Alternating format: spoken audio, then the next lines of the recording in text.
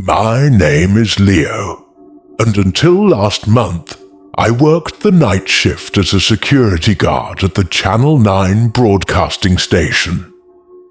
It was a soul-crushing job, mostly consisting of drinking bad coffee and watching 16 monitors of empty corridors and silent studios. The building was an old, brutalist concrete block on the outskirts of the city, and it was haunted. Not by ghosts in the traditional sense, but by the ghosts of dead signals. The phantom broadcasts, the test patterns, the silent hissing static of unused frequencies. We all knew the stories.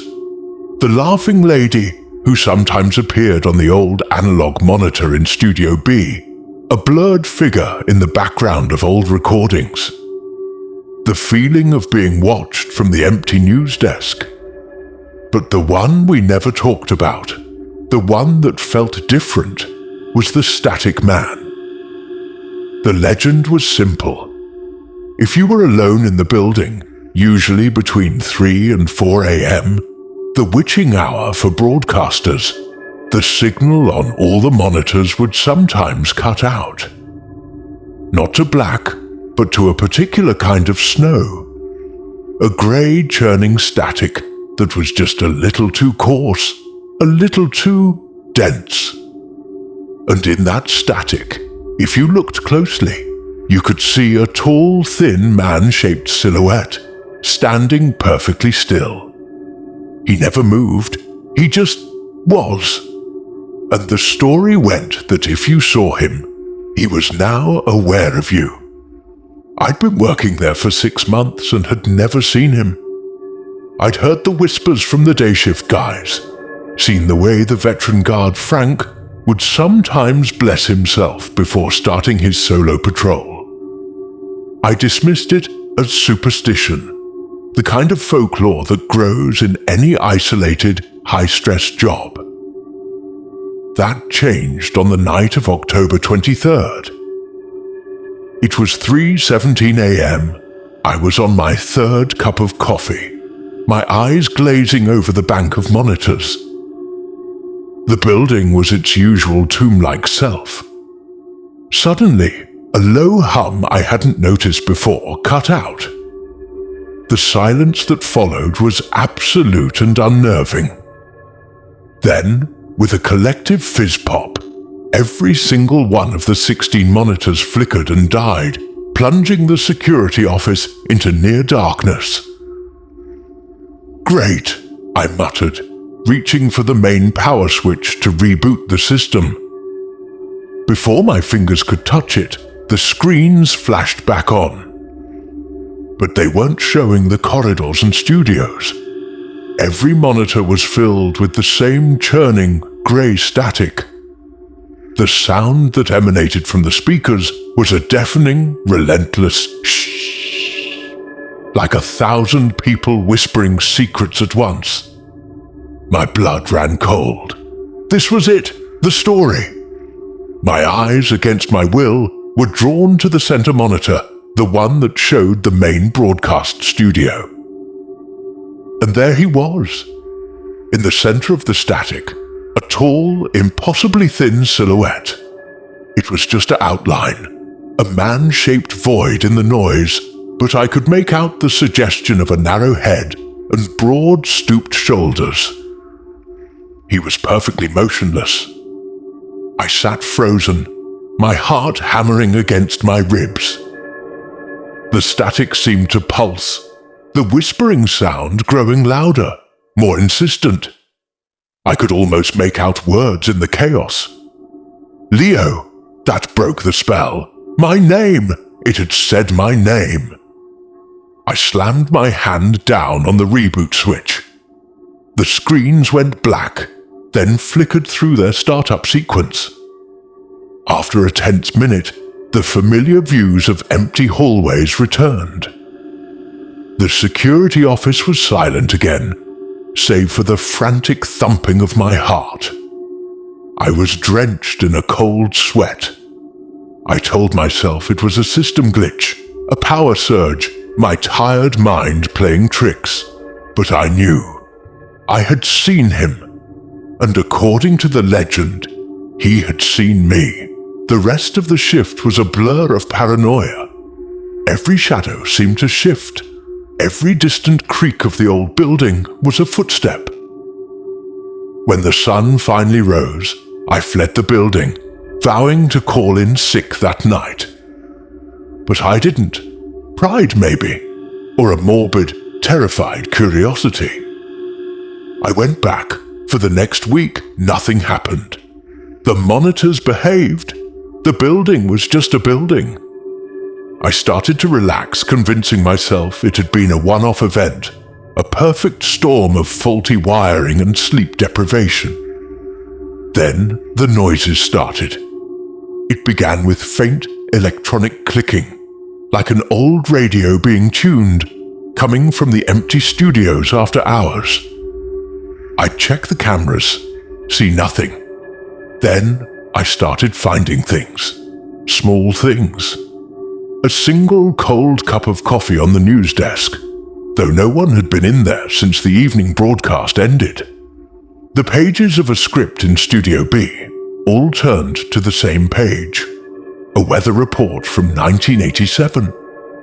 The air in certain corridors would grow icy cold for no reason. The final straw was the microphone.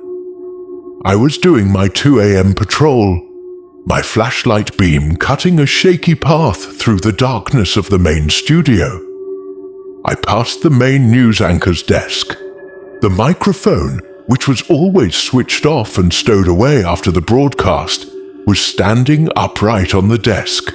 The little red-on light was glowing, and it was picking up something. A soft, rhythmic sound like breathing. Slow, steady, mechanical breathing. I backed out of the studio and ran back to the security office, locking the door behind me. I was hyperventilating. This was no longer a ghost story. This was an infestation. The next night, I brought a digital voice recorder. I was determined to get evidence to prove I wasn't going insane. During my patrol, I held it out in the icy corridor outside Studio B. "Log entry, Leo Corvin, 2:48 a.m., I whispered. "Temperature has dropped significantly in the West Wing. I'm hearing the clicking again, louder this time. It seems to be..." The recorder in my hand crackled.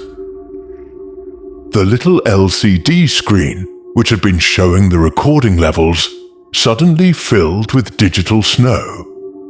A voice, clear and synthesized like an old text-to-speech program, spoke from the tiny speaker. "You are loud!" I dropped the recorder as if it had burned me. It shattered on the concrete floor. That's when the lights went out. Not just a power cut, this was different. The lights died in a wave, a corridor at a time, the darkness rushing towards me like a living thing. I fumbled for my flashlight, but the switch did nothing. The battery was dead. Total, suffocating blackness. And in that blackness, I heard a new sound. The soft, shuffling drag of footsteps on carpet. They were slow, deliberate, and they were getting closer. A faint ozone and dust smell filled the air, the smell of old electronics overheating. I pressed my back against the cold wall, trying to make myself small. The shuffling steps came to a stop right in front of me. I could feel a presence, a cold spot in the already frigid air. I squeezed my eyes shut, praying for it to be over. Then, right next to my ear, so close I could feel the disturbance in the air, the synthesized voice spoke again. It was flat, devoid of all emotion. "I prefer the static." A hand, or something like a hand, cold and made of what felt like hard plastic and static electricity, brushed against my cheek. I screamed and bolted, blind, down the hallway. I crashed into walls, tripped over cables, but I didn't stop until I found an emergency exit and burst out into the blessedly normal, rain-soaked parking lot. I quit the next day. I gave no notice. I told my boss I was sick, that it was a family emergency. I couldn't bring myself to tell the truth. For 2 weeks, I tried to forget. I slept with the lights on. I jumped at the sound of the television turning to an unused channel. I thought I was safe. Then, last night, I was watching a late-night movie on my laptop. The film flickered, the audio distorted, and for just a second, the screen filled with that same coarse grey static. And in the center of it, clearer than ever before, was the tall, thin silhouette of the static man. He was no longer just a shape in the noise. This time his head was tilted, as if he was looking out of the screen.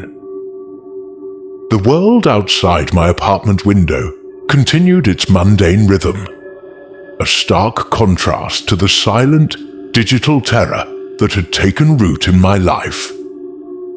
For days, I lived in a state of heightened paranoia, my nerves frayed to their breaking point. The brief appearance of the static man on my laptop screen had shattered the illusion of safety. He wasn't a localized haunting, a ghost tied to the old broadcasting station. He was a parasite in the signal, a cognitive virus, and I had become his host. It started subtly, as these things often do. The digital clock on my microwave would sometimes flicker and display a string of gibberish, 88:88, before resetting. My smartphone, left charging on the nightstand, would wake me with the sound of churning static from its speaker, the screen glowing with grey snow despite being locked. I'd find the radio in my car tuned to a dead frequency, that relentless shh filling the cabin before I could turn it off. I tried to rationalize it. Faulty electronics, coincidence. But the occurrences grew more personal, more aggressive. I was browsing the internet on my tablet when the screen froze, then dissolved into the now familiar static. Words began to form in the noise, coalescing from the chaos like letters written in smoke. "Leo, you are a good receiver." I threw the tablet across the room. It hit the wall and shattered, but the screen remained lit, the words still visible until the battery finally died an hour later.